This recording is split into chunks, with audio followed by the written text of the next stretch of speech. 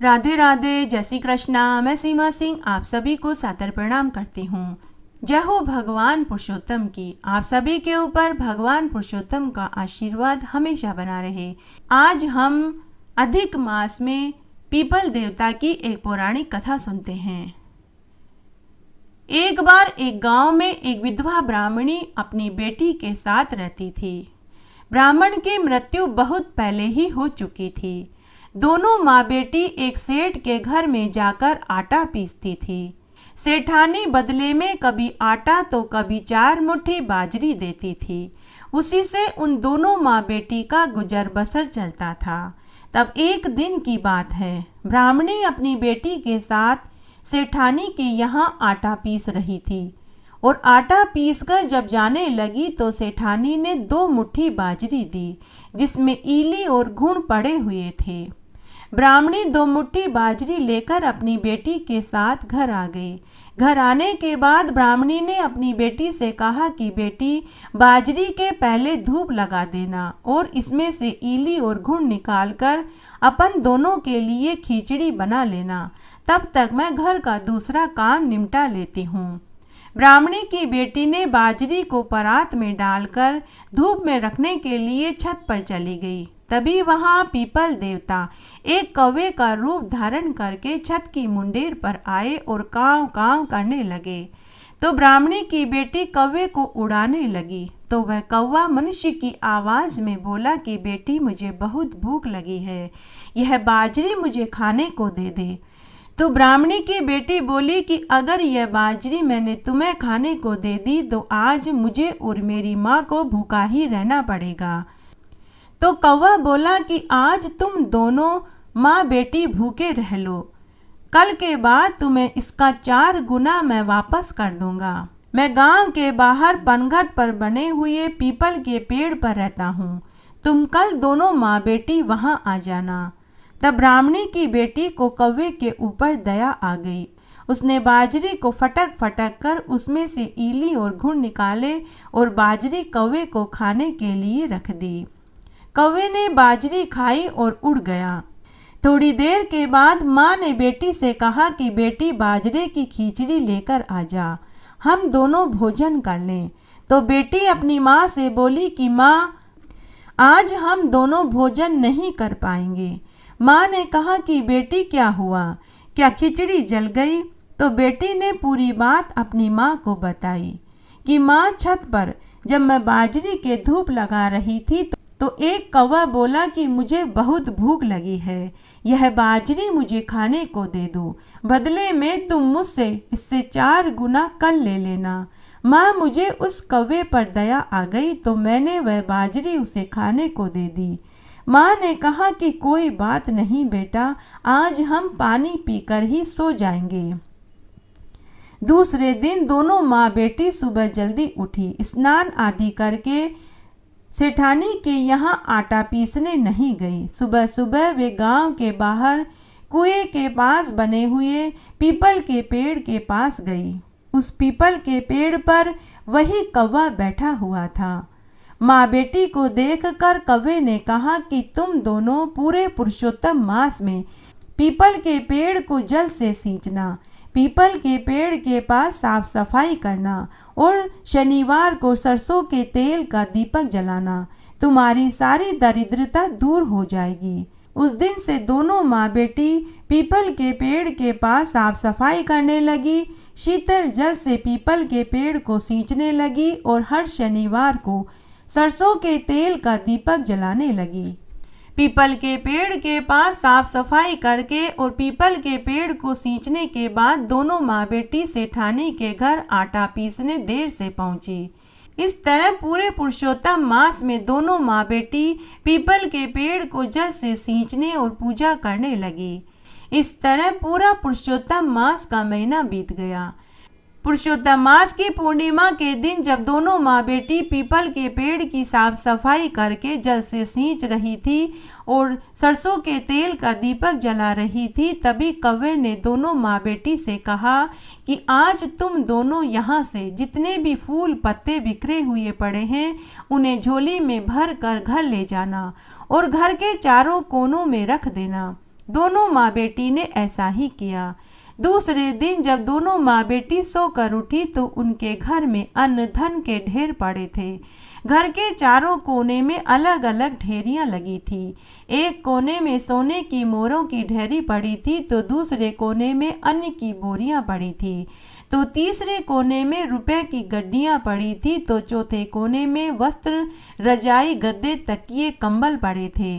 दोनों माँ बेटी को तो अपनी आंखों पर विश्वास ही नहीं हो रहा था। धन को संभालते और बटोरते बटोरते सुबह से शाम हो गई। दोनों माँ बेटी सेठानी के यहाँ आटा पीसने के लिए नहीं जा पाई। तब सेठानी ने अपने बच्चे भेजकर पता किया तो बच्चों ने अपनी माँ से वापस घर जाकर कहा कि माँ, वे दोनों माँ बेटी तो एक ही रात में बहुत अमीर हो गई है। उनका घर तो धन दौलत से भरा पड़ा है। ऐसा सुनते ही सेठानी ने सोचा कि कहीं दोनों माँ बेटी रोज रोज मेरा धन चुराकर तो नहीं ले जाती थी, पता करना चाहिए। सेठानी उसी समय ब्राह्मणी के पास आई और पूछने लगी कि तुम्हारे पास इतना धन कहाँ से आया। तो दोनों माँ बेटी बोली कि हमें तो पुरुषोत्तम मास में पीपल देवता को सींचने का फल मिला है। दोनों माँ बेटी ने सेठानी को पूरी बात बता दी। तब सेठानी बोली कि तुम मेरे घर अब आटा पीसने आओगी या नहीं। तो ब्राह्मणी बोली कि सेठानी जी, अब मैं अपनी बेटी का लगन करूंगी और अपना यह सारा धन बेटी को देकर तीर्थ यात्रा के लिए चली जाऊंगी। अब मेरा आपके घर आटा पीसने के लिए आना नहीं हो पाएगा। सेठानी उदास मन से घर आ गई तो उसने घर आकर निश्चय किया, जब 3 साल बाद जब पुरुषोत्तम मास आएगा तो मैं भी कौवे को बाजरी खिलाऊंगी। इन्होंने तो इली और घुण वाली बाजरी खिलाई थी, मैं तो उत्तम किस्म की बाजरी खिलाऊंगी।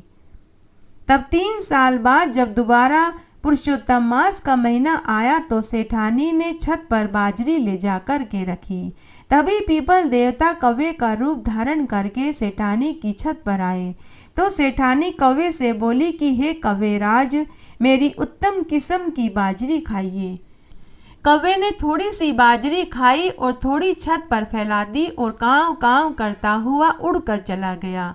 उसके बाद सेठानी अपनी नौकरानी को साथ लेकर पीपल सींचने गई। सेठानी से नीचे नहीं बैठा गया तो उसने दूर से ही जल को फेंक दिया। नौकरानी अपनी मालकिन से बोली कि हे मालकिन, पीपल के पेड़ को इस तरह से नहीं सींचते, यह तो जल फेंकना हुआ। तो सेठानी चिढ़ती हुई नौकरानी से बोली कि ले यह लोटा जल का, मैं तेरे हाथ लगा देती हूँ, तू ही पीपल के पेड़ को जल से सींच दे और पूजा कर दे। पीपल सींचने और पूजा करने का सारा काम नौकरानी करती रही। सेठानी केवल नौकरानी के हाथ लगा देती थी। सेठानी यह काम मन से नहीं करती थी, उसे तो केवल धन चाहिए था। वो तो कैसे जैसे पुरुषोत्तम मास का महीना पूरा करना चाहती थी। इस तरह समय बीतने लगा। जब पुरुषोत्तम मास की पूर्णिमा तिथि आई तो उस दिन भी सेठानी ने पूजा का सारा काम नौकरानी से कराया। नौकरानी बहुत मन से पीपल के पेड़ की पूजा करती थी। उस दिन भी उसने बड़े ही मन से पीपल के पेड़ की पूजा करी। सेठानी अपने साथ कपड़े का बहुत बड़ा थैला लेकर के गई। पूजा करने के बाद सेठानी ने थैला नौकरानी को पकड़ाते हुए कहा कि यहाँ पीपल के पेड़ के पास जितने भी फूल पत्ते बिखरे हुए हैं उन्हें थैले में भर ले। नौकरानी ने ऐसा ही किया। जब नौकरानी फूल पत्ते थैले में भर रही थी तो उसकी साड़ी के भी कुछ सूखे पत्ते और कुछ पत्तियां चिपक गई। सेठानी ने फूल पत्तों से भरा हुआ थैला नौकरानी के हाथ से छीना और बोली कि तू आज घर जल्दी चली जा और कल तू काम पर भी मत आना, तेरी कल छुट्टी है। नौकरानी यह सुनते ही खुश हो गई और खुशी खुशी घर आ गई। उधर सेठानी ने घर पहुंचकर चारों कोनों में फूल पत्ते बिखेर दिए और सो गई। उधर नौकरानी जब घर पहुंची तो उसने सोचा कि साड़ी बहुत गंदी हो गई है, फूल पत्ते चिपक गए हैं, तो उसने साड़ी खोलकर झड़क दी और उस साड़ी को खूंटी के टांग कर दूसरी साड़ी पहनकर सो गई। उधर जब सेठानी सुबह सोकर उठी तो घर के चारों कोने में छोटे छोटे सांप बिच्छू मंडरा रहे थे। घर में कोहराम मच गया। सेठ जी सेठानी से लड़ने लगे कि अरे तूने ऐसा क्या किया कि हमारा सारा धन कोयला हो गया और हमारे घर में चारों तरफ छोटे छोटे सांप बिच्छू घूम रहे हैं। तब सेठानी ने रोते रोते ब्राह्मणी और उसकी बेटी वाली बात अपने पति को बताई तो उसका पति बोला कि अरे भगवान, तूने धन का लालच किया, वो तो बेचारे गरीब थे, तू तो ध्याई हुई थी, तूने धन का लालच किया और पुरुषोत्तम मास में धन के लालच में पीपल के पेड़ की पूजा करी। सेठ जी बोले कि अरे भगवान, वो तो दुख के मारे थे, तू तो धन की ढाई हुई थी, तुझे किस चीज की कमी थी जो तूने देखा देखी करी। उसी समय सेठानी पीपल के पेड़ के पास गई और माफ़ी मांगने लगी कि हे पीपल देवता, मुझे धन नहीं चाहिए, मुझे माफ़ कर दीजिए, मेरा घर पहले जैसा कर दीजिए, मेरे घर में से सांप बिच्छू की माया समेट लीजिए। उधर नौकरानी जब सोकर उठी तो उसके घर में खूब धन दौलत हो गई। उसकी साड़ी पे हीरे मोती लड़जा हो रहे थे। पीपल देवता से विनती करने के बाद सेठानी पुनः घर आई तो उसका घर पहले जैसे हो गया। हे पीपल देवता, जैसे आप ब्राह्मणी और उसकी बेटी के ऊपर टूटे, जैसे आप नौकरानी के ऊपर टूटे, वैसे सबके ऊपर टूटना, कहानी कहने वाले के ऊपर, सुनने वाले के ऊपर और हुकारा भरने वाले के ऊपर। घटती हो तो पूरी हो तो परवान चढ़े, बुले बिसरे नाम तेरे भंडार में भरे। इस तरह आज हमने पुरुषोत्तम मास में पीपल देवता की एक पौराणिक कहानी सुनी। आशा करती हूँ यह आपको जरूर पसंद आएगी। मेरे साथ बने रहने के लिए आपका धन्यवाद। आगे आने वाली कथा कहानियों के लिए भी आप इसी तरह मेरे साथ बने रहें। धन्यवाद।